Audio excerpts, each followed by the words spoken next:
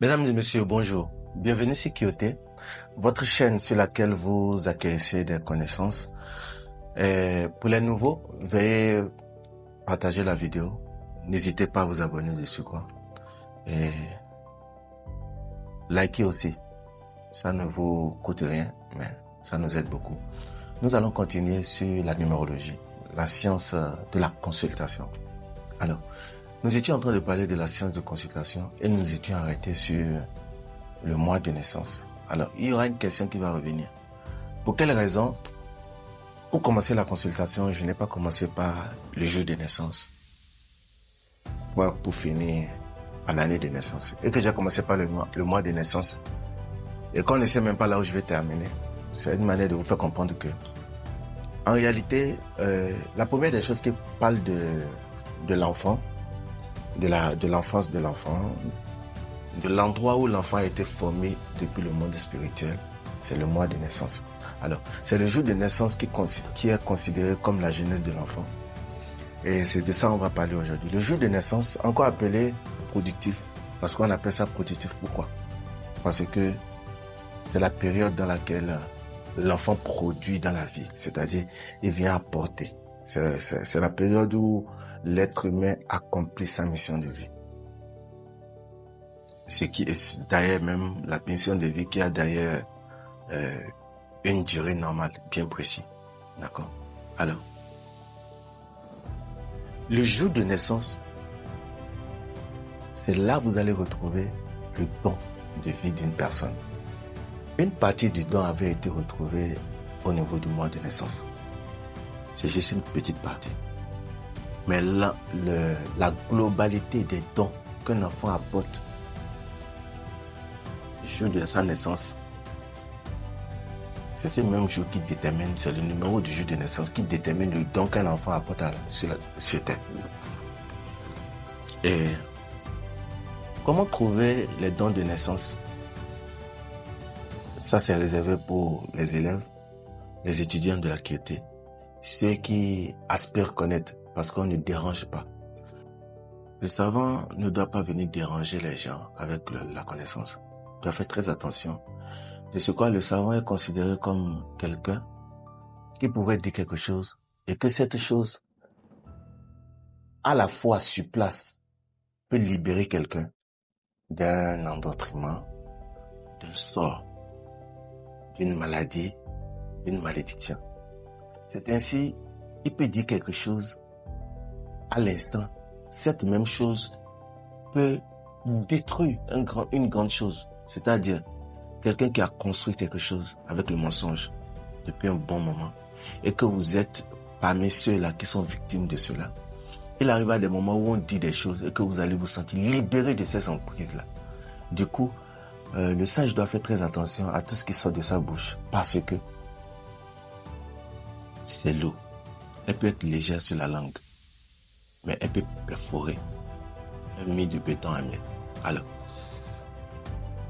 en parlant du jour de naissance, le jour de naissance, c'est le même jour de naissance. Dedans, nous retrouvons la malédiction de vie d'une personne.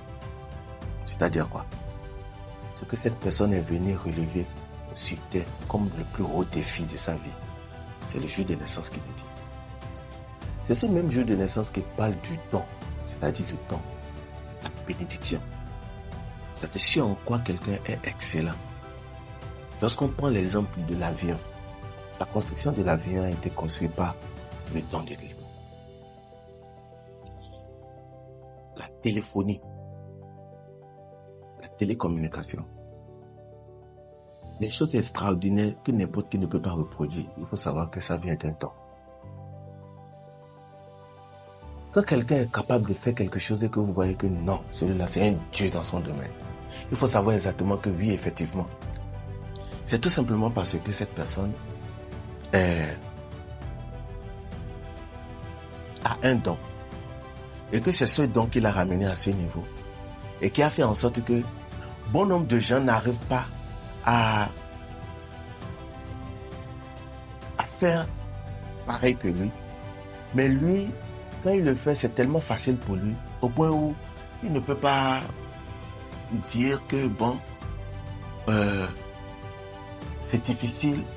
Et pour pouvoir expliquer cela, ce serait tellement facile à sucer les lèvres au point où d'autres personnes autour de lui vont dire que tout ce qu'il raconte, c'est du charabia. Comment tu veux m'expliquer que tu es en train de parler ici et quelqu'un t'entend aux États-Unis et il y a beaucoup d'intervalles entre vous et tous ceux qui sont dedans ne vous écoutent pas et la chose est restée secrète entre vous? Tu veux m'expliquer ça à moi? Non. C'est parce que c'est un don et il a développé. Et ce don qu'il a développé, il y a une possibilité pour lui de pouvoir se dupliquer. Mais c'est à travers certaines connaissances qu'on appelle le safran.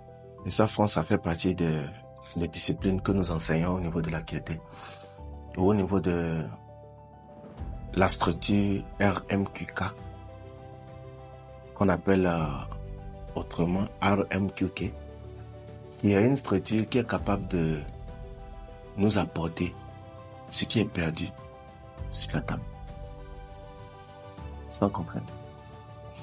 Du coup, c'est une discipline qui aide beaucoup de gens aujourd'hui parce que bon nombre de gens dans leur maison, il y a un grand pasteur, il y a un grand imam, il y a un grand homme spirituel, il y a un grand scientifique, il y a un grand astrologue, il y a un grand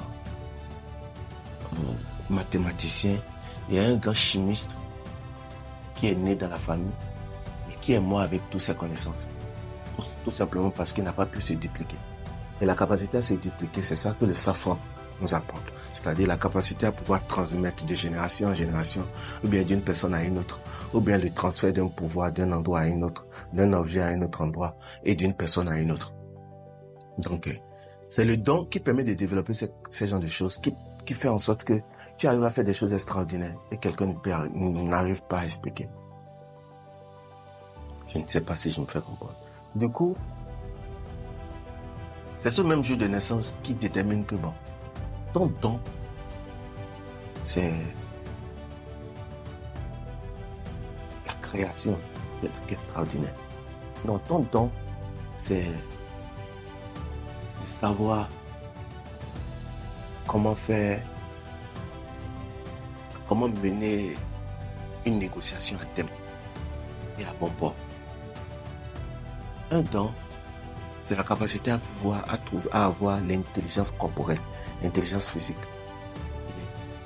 Il sait travailler, c'est-à-dire il est fort quand il s'agit de dépenses d'énergie physique. Il est fort, c'est un don. Un savant très expérimenté, très élevé, et qui arrive à faire des choses, et arrive à faire des calculs, à faire des analyses incroyables et qui nous donne des résultats palpables et que ces résultats nous apportent beaucoup de choses de plus dans la réalité. C'est un don. C'est un don le fait de maîtriser la décoration et de savoir comment créer un environnement parfait, comment créer une végétation, comment créer un entourage vert. C'est un don qui te permet d'être doué en mathématiques. On dit non, en tout cas, si tu amènes une histoire de mathématiques ici, le gars, il maîtrise parfaitement. Oui, c'est un don. C'est un don qui t'amène à avoir ce qu'on appelle l'intelligence d'achever une chose. Ils sont derrière une situation depuis un bon bout de temps, mais ils sont arrivés chez toi. Ce que bon nombre de gens n'ont pas pu réaliser, toi tu l'as fait d'un seul coup. C'est un don. Alors, ce don se retrouve souvent dans le jour de naissance. Et c'est ce même jour de naissance qui te parle de ta mission de vie. C'est-à-dire quoi? Toi, tu es venu pouvoyer, tu es venu gouverner le monde. Est-ce que tu es venu créer une nouvelle chose sur Terre? Est-ce que tu es venu partager l'amour, la joie, la tranquillité? Est-ce que toi, tu es venu réussir du début de ta vie jusqu'à la fin de ta vie tranquille? Toi, est-ce que tu es venu apporter un de plus sur le plan spirituel? Ou est-ce que toi, tu es venu aider ceux-là qui sont dans un domaine donné, ou toi tu es venu faire l'évolution, tu es venu aider le monde à évoluer. Et c'est dans sa mission de vie, l'on utilise son temps pour mieux utiliser sa vie. Je répète. Quand quelqu'un veut mieux utiliser son don, il doit l'utiliser le même don. D'abord, il y a des gens qui ne savent pas de quoi qu'est-ce que leur don et comment la développer d'ailleurs. Des gens sont là, ils ne savent pas encore leur don. Ils n'ont même jamais pensé à ça. Ce qui veut dire que ce don n'a pas été développé. Et ils ne connaissent pas leur mission de vie. Ils ne savent pas pourquoi ils sont là. C'est ainsi, ils ne savent pas, en réalité, pourquoi ils ont un défi, de telle sorte de défi. Et pourquoi il y a assez de poids karmique dans leur vie. Parce que c'est dans la consultation qu'on est qui ont beaucoup de karma sur eux. Et c'est à travers ça, nous pouvons vous expliquer que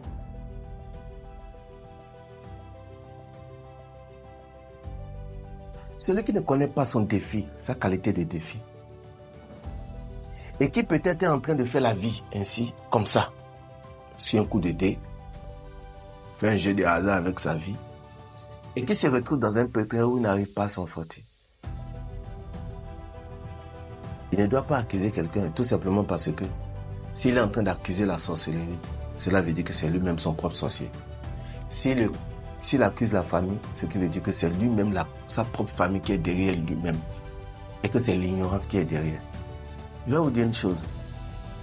Pour vous qui êtes religieux, pour nous qui sommes religieux, et pour nous qui ne sommes pas religieux, on dit le diable, le diable, le diable. Le diable, en réalité, est toute entité, tout esprit ou toute personne qui te met dans un pétrin. Et quelle est la chose qui est capable? Quelle est cette entité qui est capable? Et quelle est cette personne qui est capable de te mettre dans un pétrin? C'est tout simplement l'ignorance. Parce que si tu savais que un pistolet chargé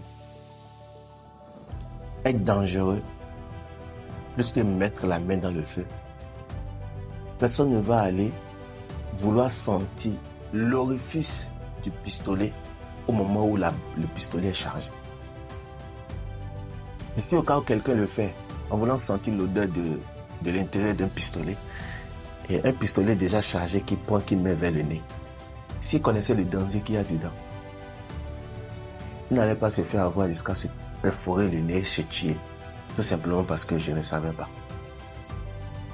Et il y a certaines paroles que nous considérons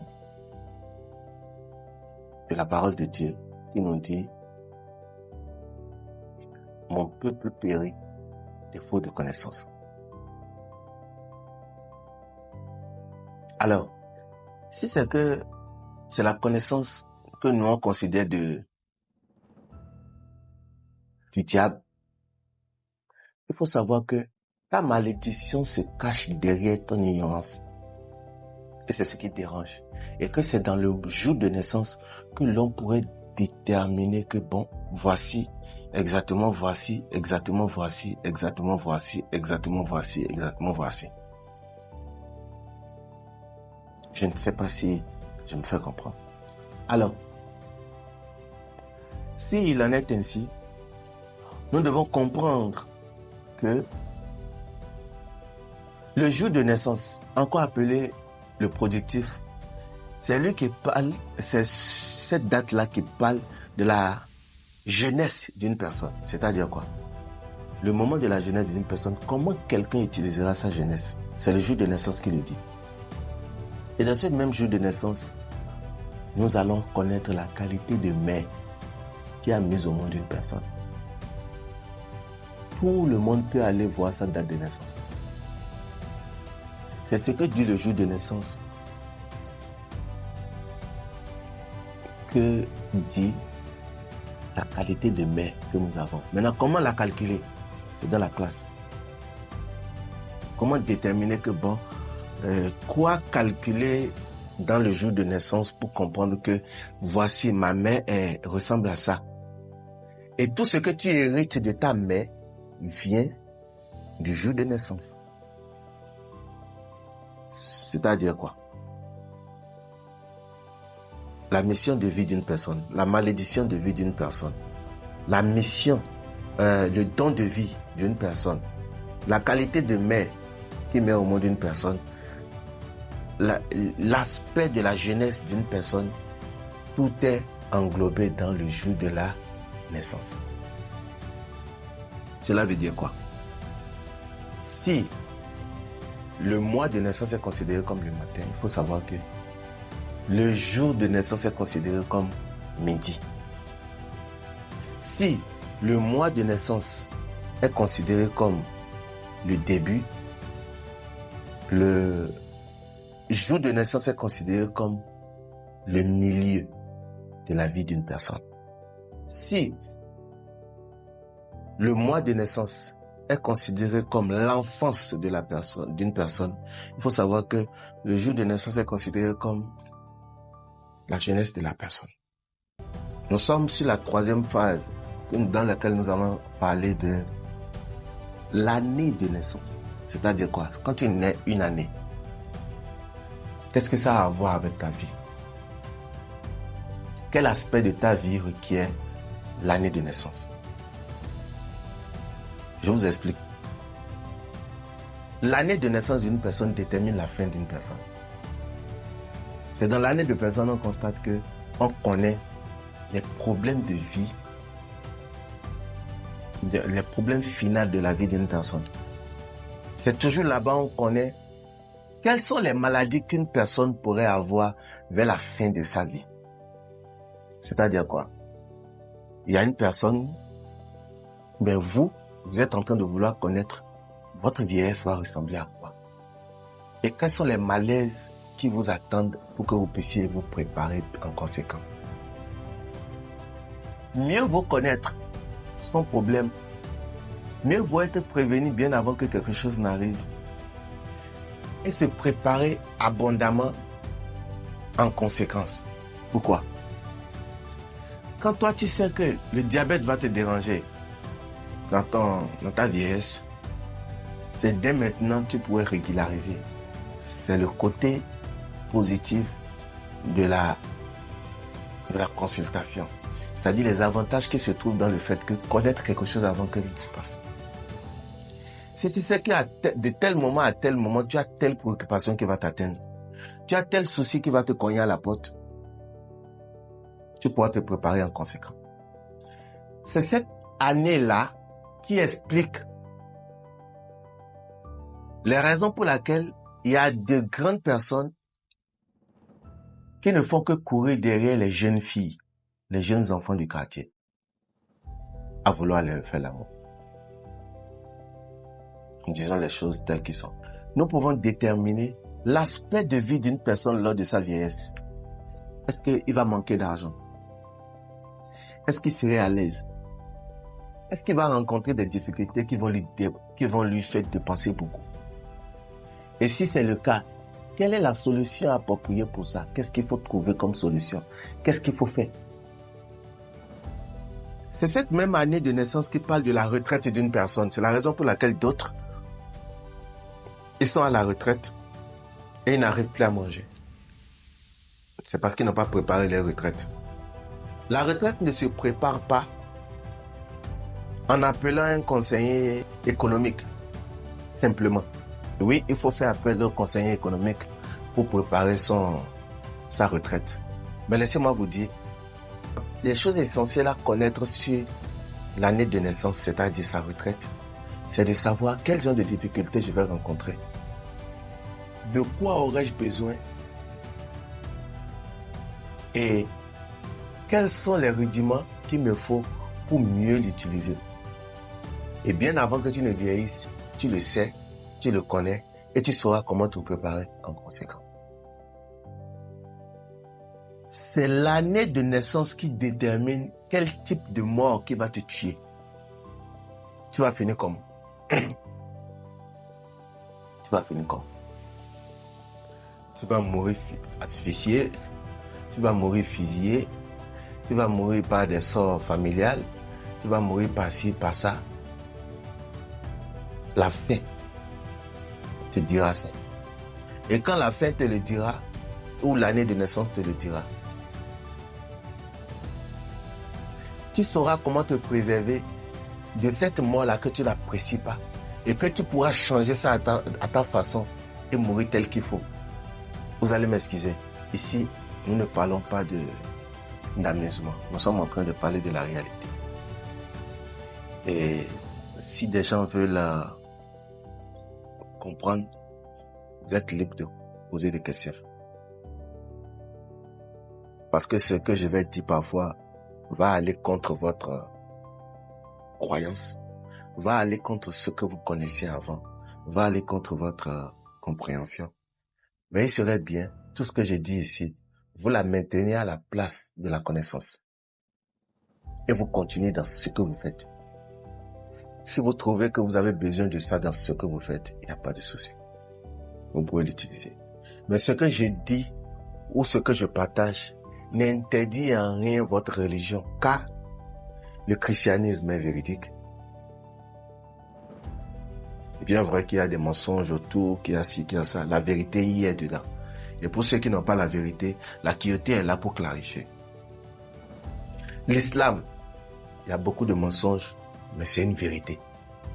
La vérité s'y trouve.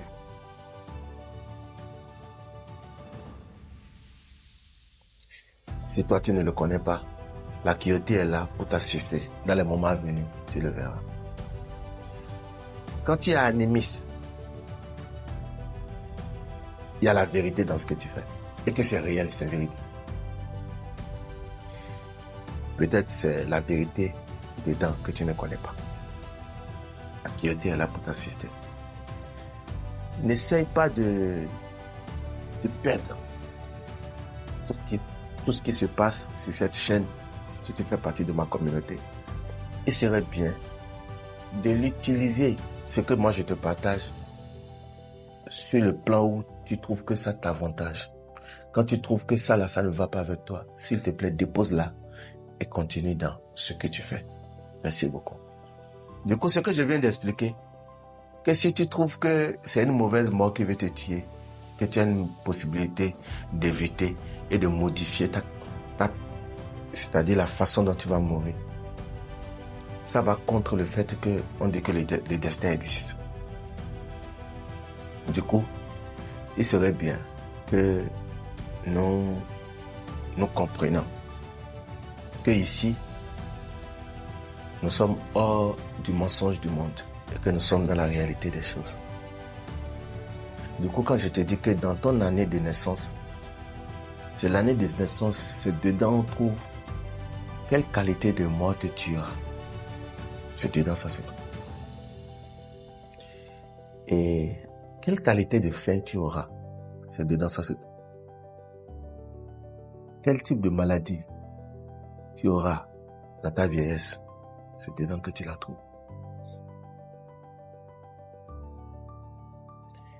Quel danger t'attend au niveau de ta vieillesse, c'est là que tu te trouves. Quel bonheur t'attend, c'est là que ça te retrouve. Du coup, il serait très bien de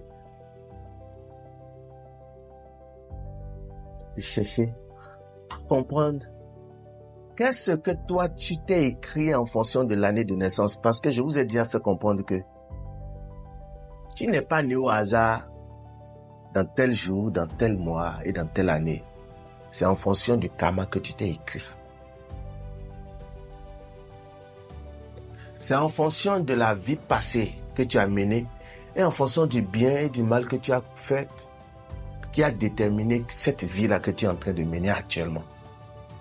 Et si tu veux que demain soit meilleur, tu la prépares aujourd'hui. Comment préparer le demain ou bien comment prendre connaissance du demain sans connaître ton présent? Et comment connaître ton présent sans connaître ton passé? Et c'est à travers la science de la consultation que l'on pouvait retrouver, c'est-à-dire l'on pouvait avoir, l'on pouvait comprendre, l'on pouvait réussir à mieux gérer sa vie. Quand on te dit, sois le maître de ton destin, et le capitaine de ton bateau. C'est en te disant de prendre connaissance de qui tu étais, d'où est-ce que tu viens, qui tu es et à quel niveau tu es, où est-ce que tu t'en vas. Est-ce que tu t'es déjà préparé pour affronter ce que tu t'en vas retrouver dans le futur? C'est vrai, cette consultation est très spirituelle, mais à quel moment ça devient spirituel? Au moment où quelqu'un commence à bien comprendre et à vérifier pour lui, c'est à partir de ce moment, il a une possibilité de connaître ce qu'il est, d'où il vient, pour avoir une idée de comment construire son avenir. Quand on dit, si tu ne sais pas d'où tu viens, tu ne sauras pas où tu es et tu ne sauras pas où tu t'en vas. Et quand on te dit que c'est les causes, tes actes du passé, c'est ça qui ont causé l'effet d'aujourd'hui. Alors, s'il en est ainsi, cela veut dire que ce que tu fais aujourd'hui, c'est ça qui détermine comment serait l'année prochaine. Là, je ne parle même plus de cycle de vie. Je parle maintenant de l'intérêt de la vie dans laquelle tu es. Si tu travailles bien cette année et que tu gagnes bien, cela marque comment tu serais plus tranquille dans l'année prochaine. Si tu travailles bien dans ton enfance, que tu as bien préparé tu as bien fait ton enfance, ce qui veut dire que tu es préparé pour mieux utiliser la jeunesse. Et c'est ta jeunesse qui détermine ta vieillesse. Ça ne vous dit rien? Alors, mais nous allons continuer dans la consultation, dans les détails que la numérologie nous donne et ce don-là, cette précieuse connaissance que nous apportent les sciences numérologiques ou bien les sciences numériques. Nous allons continuer en parlant du train de vie. Le train de vie, c'est quoi? En réalité, le train de vie, c'est l'exemple des plantes. D'accord? On dit que lorsque tu trouves une plante de manguier, cette plante de manguier, quand elle naît et qu'on trouve que c'est une plante de mangue, on a déjà une idée de sa finalité. C'est-à-dire, le dernier niveau de sa taille, on connaît déjà. La qualité de fruits que ça peut donner, on connaît déjà. Ce que ça peut nous apporter comme bien, on connaît déjà. Et ce que ça peut nous apporter comme problème, on connaît déjà. Et en quoi ça nous a bénéfique, on connaît déjà. Qui sont, c'est-à-dire à quel groupe de personnes cette plante peut bénéficier, on connaît déjà. Et si on connaît tout ceci déjà, cela veut dire que lorsqu'on reconnaît que tu es une plante et que tu es un manguier en plante, on sait déjà que peu importe ce qui se passe, tu vas devenir un arbre. À moins que tu meurs petit ou bien tu meurs jeune. D'accord? Alors, mais à partir du moment où tu constates que tu viens de planter quelque chose et que tu constates que c'est la tomate qui est sortie, on a définitivement une idée que bon, ça là, ça ne peut jamais devenir un arbre. Ça n'existe pas, ça ne peut pas exister.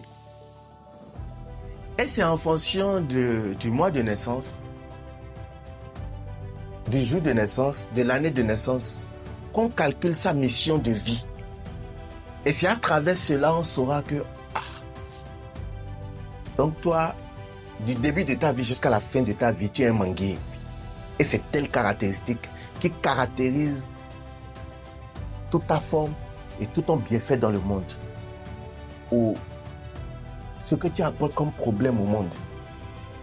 Mais il y a une chose. La chose, c'est quoi? Quand on parle d'une mission de vie, la durée d'une mission de vie, c'est du début de ta vie jusqu'à la fin de tes jours. Ça ne change pas. Et comment le chemin de vie fonctionne sur la vie de quelqu'un? C'est à travers les classes. Nous allons comprendre. Et comment calculer le train de vie d'une personne? C'est vrai, Dans le monde aujourd'hui, nous avons déjà des idées. Tout le monde dit, bon, tout le monde le dit, pour calculer ton chemin de vie, fais ci, fais ça. Est-ce que c'est ça? Point d'interrogation. Maintenant, si tu la calcules, comment interpréter? Êtes-vous sûr que c'est l'interprétation du monde là? Non, il faut faire un saut en classe. Pour comprendre réellement, est-ce que c'est le cas?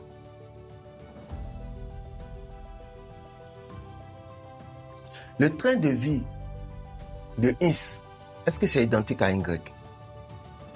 Pourquoi le train de vie de celui-ci est A et que pour B n'est pas identique à celui de A? C'est parce qu'ils sont de nature différente.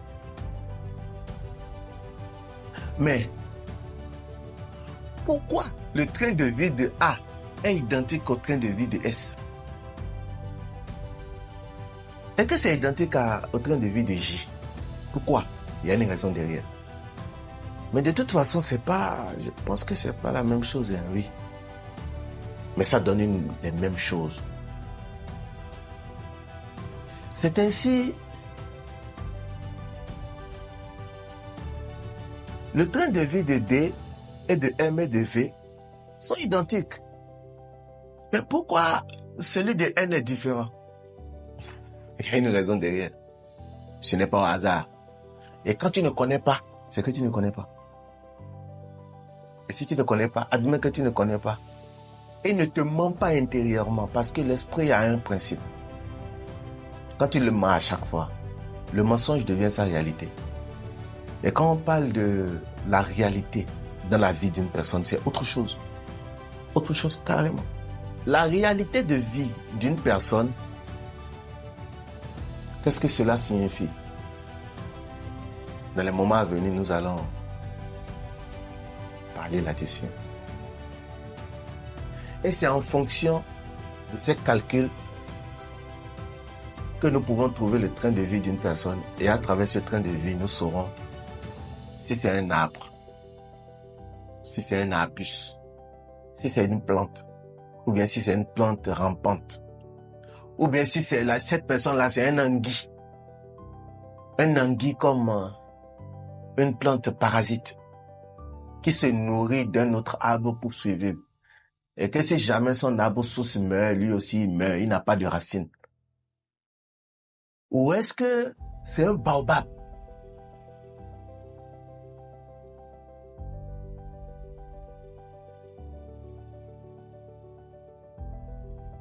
Ou est-ce que c'est une plante ou bien un arbre épineuse? Ou bien c'est une plante aromatique?